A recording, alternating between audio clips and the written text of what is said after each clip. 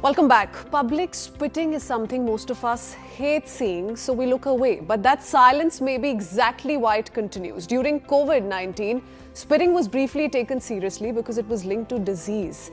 Once the fear faded, the habit returned. Many still believe it's disgusting but harmless. Medical evidence says otherwise. So why don't we call it out? Why does this continue in public spaces we all share? Is this only the problem of people who spit or also of those who stay quiet? Let's bring in our guest this morning, Odette Carteret, the driving force behind the Stop India Spitting movement. Hi there, thank you for being with us. Viewers, she's been confronting this behavior on streets, in schools and through public campaigns using facts, humor and everyday conversations. Odette, first up, thank you for joining us. You say silence gives spitters a license. You've said it again and again. Be honest with us, why are Indians so uncomfortable calling this out in public? First thing is, this is something very disgusting to watch. When I do sessions in schools, I start by asking the children, do you like to watch someone spitting? If so, if you don't like, raise your hand. Every hand goes up. It's a very disgusting thing to watch. And believe it or not, why people don't do anything about it, it's so disgusting that you would like to tune it out. And before COVID, that sounded like the most sensible thing to do. You're walking on a road, you're coming in close contact with someone who's spitting. Just tune it out. So I give the analogy of lightning and thunder. In that analogy, the lightning comes first and the thunder follows. In this case, the sound comes first. That awful, disgusting sound, guttural sound, I call it, yeah. And that sound warns you that the person is going to spit. So most people just manage to tune it out and turn the other way. So it has become a conditioned response of the large number of people. If someone is spitting, tune it out. You don't spit, it's not your problem. Ms. Carteret, most people think spitting is gross, but it's also harmless. What's the one medical fact that should permanently kill that excuse? Yes. So the first thing is that during COVID, I used to again ask this, what are the words that you use to describe spitting? People will say disgusting, dreadful, distasteful, dirty, but the biggest D is dangerous. And as you rightly said, people think it's harmless. It's not harmless because I'll give you these facts very shortly, that how much of 1 ml of sputum, how many bacteria it causes. Because at the time when I launched it, it was on the COVID platform.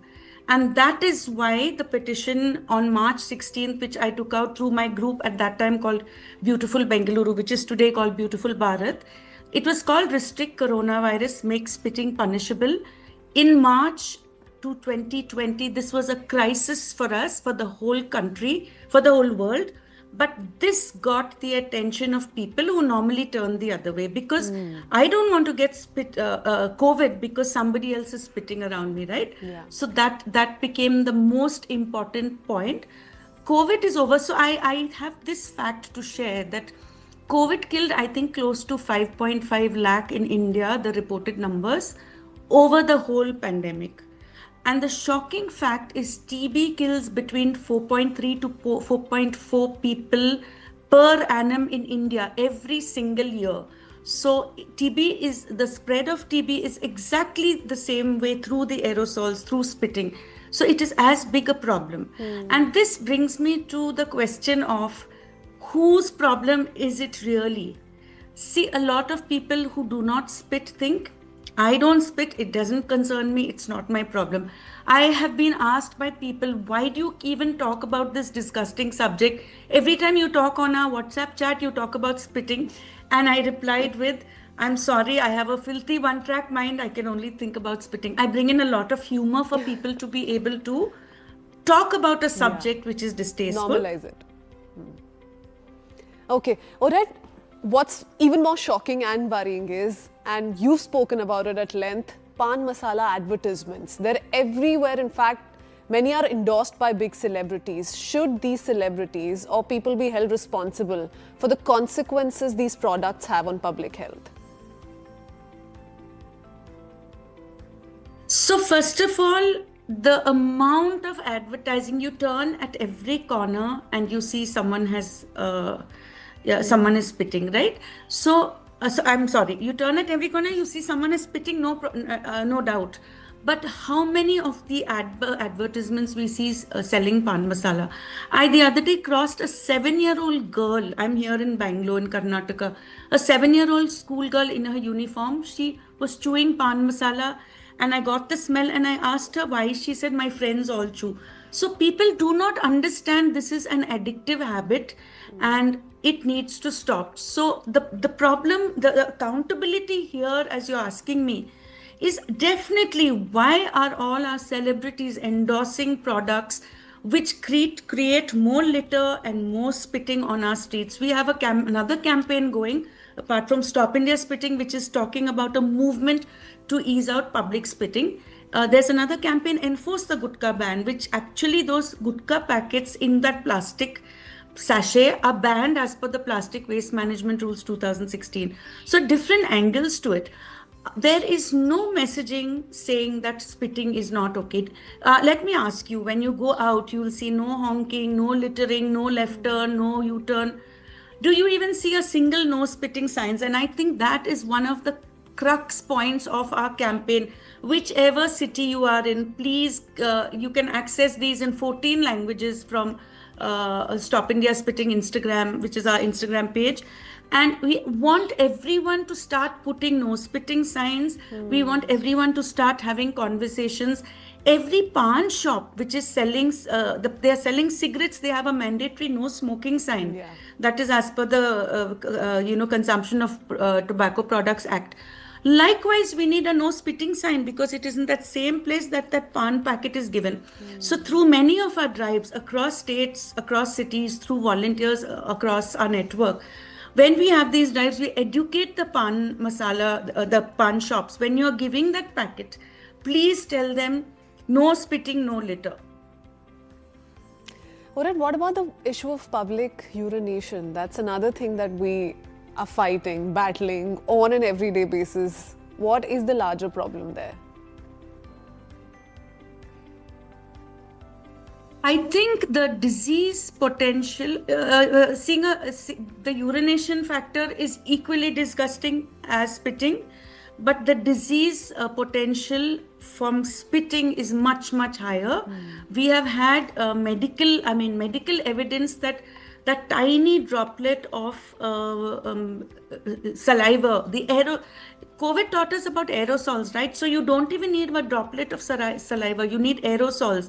And one droplet can travel for 5,000 feet. And in that 1 ml of saliva, 10,000 tubercle bacteria reside. So the disease causing potential, not only COVID, TB, respiratory ailments, there are a whole lot of ailments. Incidentally, in the Swachh Sarvekshan bucket, there are 4 things: no littering, no urinating, no spitting, and no open defecation. Thankfully, our country's probably got over open defecation, but these other 3 are definitely things that need to be worked on. Alright, if you have the power, if you could change just one thing tomorrow, be it a law, signage, education, or advertising around these products, which one do you think would actually reduce spitting the fastest? Every school needs to have education on the fact that spitting is not an acceptable thing. In civic sense, it needs to be pulled in. We need no spitting signs at every corner, literally at every corner. We find few signs, and I think the people here who are on this, watching this, have the power to just simply download, put a no spitting sign. We have brought in cartoons, we have brought in music also, incidentally. I hope I get the chance to tell you about that. As I said, every theater, every film should have this. It's not just about Swachh Bharat, do not litter. Enough people are saying do not litter, not enough people are saying do not spit. Okay, that's a wonderful thought, but do tell us about the music, tell us about the cartoons and your final thoughts, because we're almost wrapping up the conversation. Odette. So one is, it's a dirty, disgusting, unpleasant subject. how do we get the attention of people who don't like this subject, which is really everyone who doesn't spit. So I brought in music, I've brought in cartoons, I've brought in all kinds of different media. We even had an online national quiz on public spitting in the midst of COVID. So public spitting, the subject of spitting is dinner time conversation today in many homes. It is being talked about on national TV, internationally also. And I think that's a big difference from earlier where people felt, oh, it is a disgusting issue, right? But by brushing it under the carpet, nothing will change. If we want the things to change, if we want to be an India to be a nation which is not ridiculed because people are spitting all around us, right? So you may be aware that in the UK, in Brent, in Leicester, in so many different parts of the world, Indians are under flak, getting really roasted for the fact that we are dirtying public spaces with pan spitting. So there's a rap which we have called Spitmaster.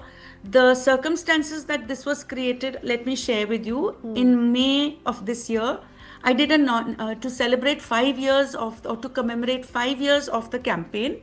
I did a national Zoom online meeting, which we had people, about 35 to 40 people from all over the country. We had one gentleman from Pune who was a singer who created a song, sang it for us online. Actually, he knew Marathi, Hindi, English, Bengali. So it was going to be a song which had all of these, because this is a problem that we need to address in many different languages. No, the cartoons anyway have made the conversation all the more relatable, interesting. But why don't you recite some verses of the song for us?